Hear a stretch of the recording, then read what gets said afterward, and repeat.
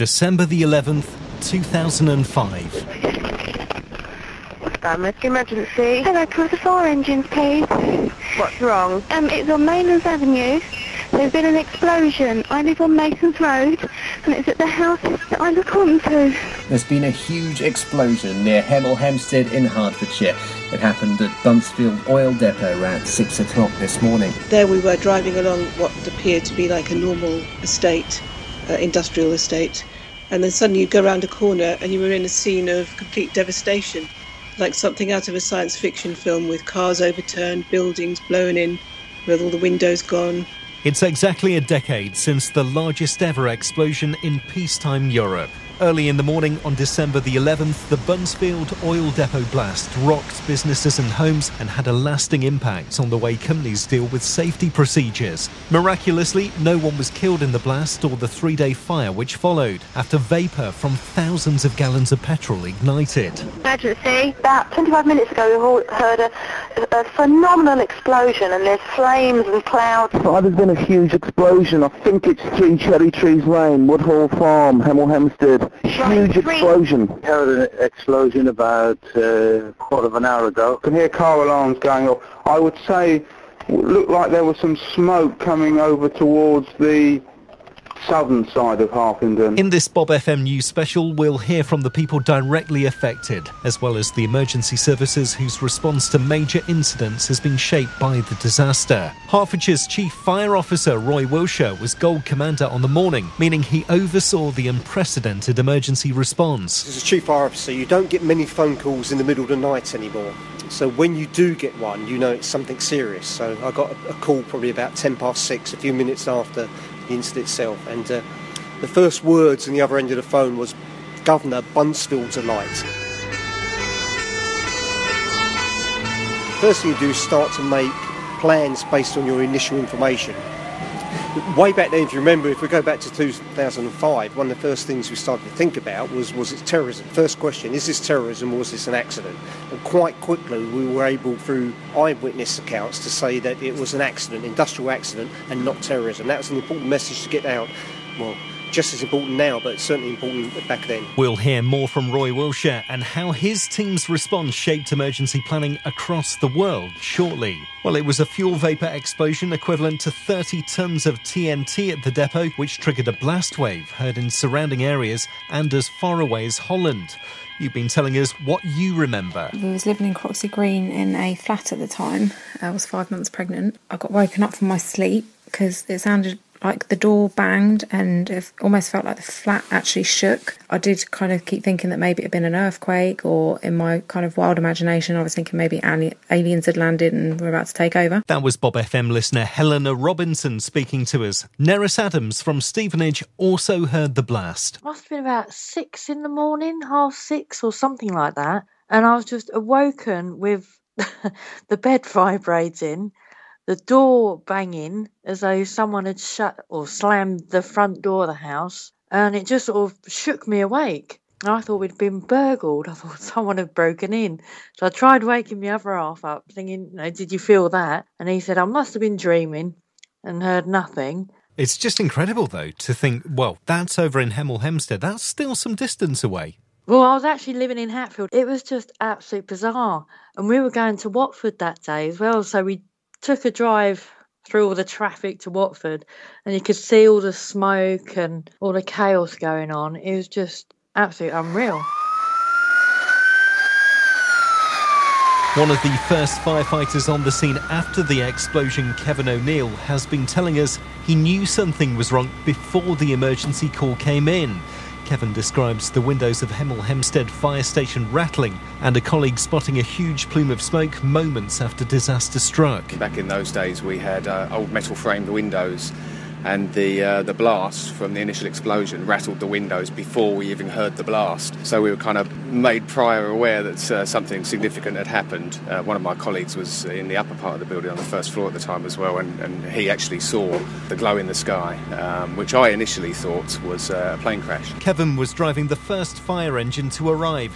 He and his team then, over the next few days, used 53 million litres of water fighting the fire and 786,000 litres of foam. Pretty crazy. After the initial explosion, there were a number of repeated explosions involving the avgas tanks. On our first arrival, we've got a predetermined rendezvous point which we go to. Both appliances attended that from different directions, which is kind of a strategic approach in case there's any issues for getting to the site. There was a few walking wounded to deal with that were leaving the site as we arrived, so obviously we had to make sure we dealt with them and find out who else was there is the initial actions that we need to follow, obviously.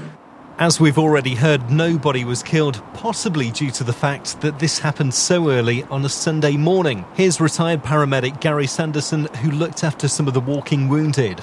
My initial thoughts were, I couldn't believe what I was seeing. Even travelling down the A414, there was lots and lots of cars were stopped because the Park Street roundabout and the M10 going towards Hemel Hempstead area was shut by the police. So, and I could see it in the distance, so I knew it was going to be devastating by what we were seeing on the way to it. You're pretty used to seeing some harrowing scenes. Could anything have ever maybe prepared you for something like this? At the time, my colleagues and I in the Beds and Hearts ambulance service, then we all prepare for dealing with major incidents, but you hope you never do deal with major incidents. That sounds bizarre, but to get there, to be part of that team with the Hearts Fire Service, the Hearts Police, all the voluntary utility service was amazing. Now I'm proud to be part of that. And thankfully there wasn't anybody seriously injured or killed at the time. Over the next few hours, the true extent of damage began to emerge. Pat Berry was working for Hertfordshire Police at the time. She describes the scene which met her. I went to the site, which I found absolutely amazing experience. Obviously we could go to the parts where the public couldn't go, where it was taped off. And there we were driving along what appeared to be like a normal estate. And then suddenly you go around a corner and you were in a scene of complete devastation, like something out of a science fiction film, with cars overturned, buildings blown in, with all the windows gone, the flames still rising from the explosion, the big cloud of smoke. And it was just, everything was really eerie, really strange. Could anything have ever prepared you for what you saw on that day? Well, I wasn't that prepared for it, I have to say. But the best thing about it was no one was killed. It was like a war zone. And one of the buildings there, one of the firms, Northgate, was where my husband worked. A number of homes and businesses were wrecked by the explosion. Jerry Stone worked for one of them. His office was a little too close for comfort. It was the very closest building to the tanks that exploded. And my desk was actually just the other side of a window which looked out onto the tanks. So I couldn't have really been any closer had I been there. But the amazing thing is that the previous day, on Saturday afternoon, we had a children's Christmas party in the restaurant, which was just along from my office. So again, it was the side that overlooked the tanks. The very first day I started there, 10 years before, as I was taken around the building, we went up the stairwell where the windows looked out over the car park and towards the tanks. And the person taking me around actually said, over there are the tanks which will take this building when they go up. It took 10 years before that happened. It was certainly in some people's mind, even way back then. A number of smaller businesses faced financial ruin as a result of the explosion. But what about the company Jerry was working for? As a computer company, we kept all of our backup tapes off-site, 3/4 of a mile down the road. And we had a disaster recovery set up. And we took our backup tapes down there, loaded them up and essentially recreated all of the systems. And we were up and running. Not only that, but we acted as a bureau running packages for other companies. We ran every single payroll on time. That was quite an achievement. Walking near the site today, the area appears to have largely recovered visually, but small businesses in the area, including cab drivers, catering companies, Cleaners and couriers saw trade dwindle as they were less in demand from firms on mainland. Now, a series of recovery projects have since been launched, including plans to incentivise big business into the area with one of the government's enterprise zones. Chancellor George Osborne approved the plans in the last couple of weeks, which centre around bringing in environmental technology companies to the area. Neil Hayes is Executive Director of Hertfordshire's Local Enterprise Partnership, which submitted the bid. What is needed in terms of to develop Maylands further is high calibre, high quality office space to attract some of those companies possibly out of London or from other places in and around the southeast. So what we've got there is the ability to build new office space at a location that's fantastic, right next to the M1, and hopefully attract investment from overseas or from other parts of the UK. This enterprise zone covers West Hertfordshire, but would you say Buncefield just needs that extra attention? I think so. I mean, I have to say, I think Buncefield has bounced back over those past 10 years. But what this will do in an enterprise zone state is that over essentially a 20-year period, we're looking to attract over 8,000 new jobs and over 800 new businesses.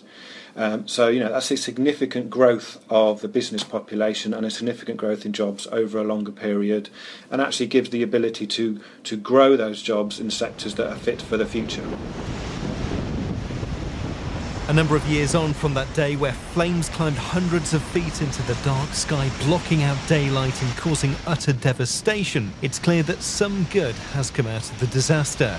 The emergency services would like the reality of Buncefield to remain a memory, but their response back in 2005 has helped to form today's national template for tackling major incidents. Chief Fire Officer Roy Wilshire, who was in charge on the day, explains. A lot of people don't realise that we'd been down the site 4 times the year before Buncefield blew up. Training for the planned event which was 1 or 2 tanks alight, not 22, and not an explosion of that size. So people have often said, well, how do you fight a fire that size? Well, I know about incident command, I know how to put out oil fires. It was just the scale that was different, and you had to make sure you had the scale. So that regular training, and we've worked very closely with the on-site operators for years now, to fitting in new pumping equipment, new foam equipment, new training. We're always down there training at the moment, so that's great. The interesting thing is we now talk about national resilience in terms of the fire service. If you look at the floods that's just happened in Cumbria over this weekend, we have tactical advisors, we have a national coordination and advisory framework for fire, we have national strategic advisors, of which I'm one, we have things that are called strategic holding areas where we gather all our resources. Most of that system we use now for national emergencies is based on what happened at Buncefield.